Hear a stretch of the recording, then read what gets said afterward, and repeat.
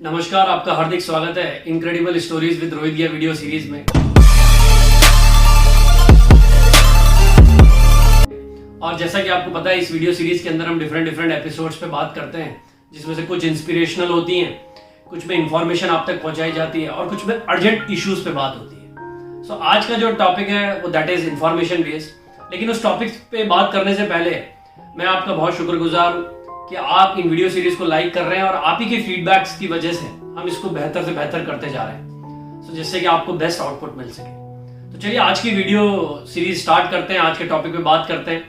आज का जो एजेंडा है वो है नॉर्थ ईस्ट रीजन। होगा कि लास्ट 20-25 दिनों से नॉर्थ ईस्ट रीजन में बहुत भयंकर फ्लड आ गया है, लाखों लोग घर से बेघर हो गए हैं और काफी लोगों की जान चली गई। और ये बात सुनकर या देखकर दिल में बहुत ठेस पहुंचती है, क्योंकि ये हमारे भारत का जो नॉर्थ ईस्ट रीजन है ये एक इम्पॉर्टेंट पार्ट है और उसके अलावा हमें बहुत प्राउड है नॉर्थ ईस्ट पे। सो मैं ये दुआ करता हूँ कि ज़्यादा से ज़्यादा रिलीफ सिस्टम और सपोर्ट वहाँ तक पहुँचे, वहाँ की हालात जो है वो नॉर्मल हो पाए, क्योंकि बहुत इंपॉर्टेंट है। और उससे भी ज़्यादा हमें ये भी जानना जरूरी है कि नॉर्थ ईस्ट रीजन है क्या और इसमें क्या क्या विशेषताएं हैं। तो चलिए बात करते हैं नॉर्थ ईस्ट रीजन के बारे में। नॉर्थ ईस्ट रीजन में 8 स्टेट्स हैं: अरुणाचल प्रदेश, आसाम, मिजोरम, मणिपुर, मेघालय, सिक्किम, नागालैंड, त्रिपुरा। ये 8 स्टेट्स मिलाकर नॉर्थ ईस्ट रीजन बनता है और उसमें से भी 7 स्टेट्स को 7 सिस्टर्स भी कहा जाता है। प्राकृतिक सुंदरता से भरपूर है ये 8 के 8 स्टेट्स और नॉर्थ ईस्ट रीजन। और इसके अलावा वहां पर मिनरल्स और हाइड्रो पावर, ये तमाम तरह की रिसोर्सेज हैं। तो चलिए हम सबसे पहले बात करते हैं इकोनॉमिक और इंफ्रास्ट्रक्चर के बारे में। नॉर्थ ईस्ट की जो इकोनॉमी है वो मेजरली फार्मिंग बेस्ड इकोनॉमी है, लेकिन अभी लास्ट 3-4 साल से लुक ईस्ट पॉलिसी के तहत वहां पर काफी इकोनॉमिक इंफ्रास्ट्रक्चर और काफी इकोनॉमिक डेवलपमेंट हो रहे हैं। लास्ट ईयर जापान ने भी अनाउंस किया है कि वो 13,000 करोड़ इन्वेस्ट करेगी नॉर्थ ईस्ट रीजन में, जिसमें वो hydro power projects, natural gas, oil fields, raw minerals, इस तमाम तरीके के जो भी रिसोर्सेज हैं उनको उस एरिया में इन्वेस्ट किया जाएगा। उसके अलावा इंडिया ने भी north east industrial development scheme के तहत 3,000 करोड़ का फंड जो है वो सेट किया है। उसके तहत भी डिफरेंट इंफ्रास्ट्रक्चर प्रोजेक्ट्स और ये जो मैं आपसे जितने भी एरियाज हैं इस पे इन्वेस्ट किया जाएगा, जिसके तहत वहां पर एम्प्लॉयमेंट अपॉर्चुनिटीज डेवलप होंगी, प्रोडक्टिविटी, जीडीपी और लाइफस्टाइल में और ज्यादा लोगों की इनकम इंक्रीज होगी। अगर मैं बात करता हूँ कुछ इंपॉर्टेंट इंफ्रास्ट्रक्चर्स की, तो अभी 2 साल पहले वहां पर जिस ब्रिज का उद्घाटन हुआ था वो इंडिया का सबसे लॉन्गेस्ट ब्रिज है, दैट इज सादिया ब्रिज, जिसको सर भूपेन हजारिका ब्रिज के नाम से भी जाना जाता है। 9.25 किलोमीटर लंबा ये ब्रिज इंडिया का सबसे बड़ा ब्रिज है। उसके अलावा अगर मैं बात करता हूँ IMT ट्राइलैटरल हाईवे की, जो कि इंडिया, म्यांमार और थाईलैंड को कनेक्ट करेगा, जिससे कि आपस में इन तीनों कंट्रीज का ट्रेड बढ़ेगा और लोगों को ज्यादा से ज्यादा अपॉर्चुनिटी मिलेगी। 1300 किलोमीटर लंबा ये हाईवे होगा जो 3 कंट्रीज को कनेक्ट करेगा। उसके अलावा 4000 किलोमीटर की रोड्स और डेवलप की जाएंगी। रेलवे स्टेशन के थ्रू काफी ट्रेन्स जो मेजर सिटीज जो इंडिया की है उससे कनेक्ट किया जाएगा नॉर्थ ईस्ट रीजन को, और कुछ ट्रेन ऑलरेडी चल चुकी हैं। उसके अलावा सारे एयरपोर्ट जो है मेजर सिटीज के और दूसरी सिटीज के, उनको अपग्रेड किया जाएगा, जिससे ज्यादा से ज्यादा लोग नॉर्थ ईस्ट पहुंच सके और नॉर्थ ईस्ट के ज्यादा से ज्यादा लोग डिफरेंट पार्ट्स ऑफ इंडिया और वर्ल्ड में पहुंच सके, जिससे कि ट्रेड और कम्युनिकेशन का जो गैप है वो कम से कम हो सके। So that is majorly about economic infrastructure. अगर मैं बात करता हूँ वहाँ के प्राकृतिक सुंदरता की और वर्ल्ड हेरिटेज स्पॉट्स की, तो वो तो भारत की शान है नॉर्थ ईस्ट रीजन इस एरिया में। सबसे पहले हम स्टार्ट करते हैं गुवाहाटी, जो कि गेटवे है नॉर्थ ईस्ट रीजन का। वहाँ पर कामाख्या टेम्पल है। Kamakhya temple one of the शक्ति पीठ है भारत का और माता काली का बहुत भव्य मंदिर है।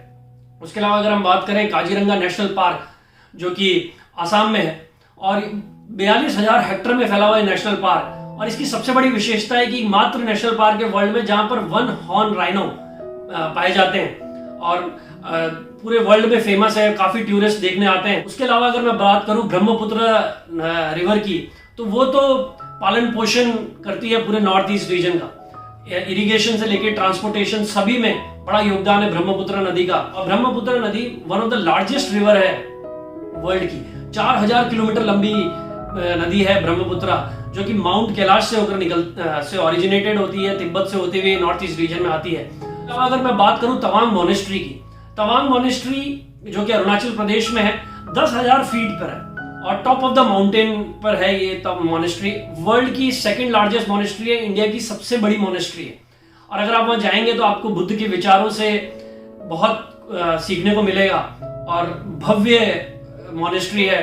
उसके अलावा आप नियाग्रा फॉल्स तो सब जानते हैं, लेकिन क्या आपको पता है कि सेवन सिस्टर वाटरफॉल्स कहाँ है? सेवन सिस्टर वाटरफॉल्स सिक्किम में है। उसके अलावा नोहो कालिकाई फॉल्स जो 1100 फीट से पानी जहां पे गिरता है, वो वर्ल्ड की लार्जेस्ट वाटरफॉल्स में से एक है। तो नियाग्रा फॉल्स के बारे में सबको पता है क्या, लेकिन आपको इस वाटरफॉल्स के बारे में पता है? नोहो कालिकाई फॉल्स चेरापूंजी मेघालय में है। उसके अलावा दो ऐसी अद्भुत बातें हैं जो बहुत कम लोगों को पता है। एशिया का सबसे क्लीनेस्ट विलेज कहाँ है? वो है मेघालय में, मावली नॉन्ग उस विलेज का नाम है। और एशिया का सबसे क्लीनेस्ट विलेज है जिसने ग्रीनरी, सारे चीजों को इतना सिस्टमेटिक तरीके से ऑर्गेनाइज कर रखा है कि वाकई में रोल मॉडल है काफी डिस्ट्रिक्ट्स और विलेजेस के लिए इंडिया में और वर्ल्ड में भी। इसके अलावा एशिया का first green village that is Khonoma, वो नागालैंड में। सो ये अद्भुत बात है। उसके बाद नॉर्थ ईस्ट का बहुत योगदान है स्पोर्ट्स में भी। अगर आप बात करें बाईचुंग भूटिया जो कि इंडिया के फेमस फुटबॉलर रहे हुए हैं, he belongs to north east region. Mary Kom जिन्होंने ब्रॉन्ज जीता था 2012 लंदन ओलंपिक्स में, she belongs to north east reason.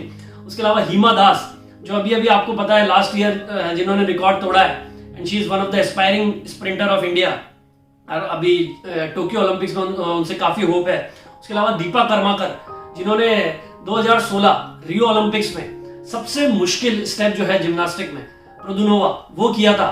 और उसके बाद वो उनके चर्चे हर जगह थे और उन्होंने काफी मेडल जीते हैं वर्ल्ड लेवल पर जिम्नास्टिक में।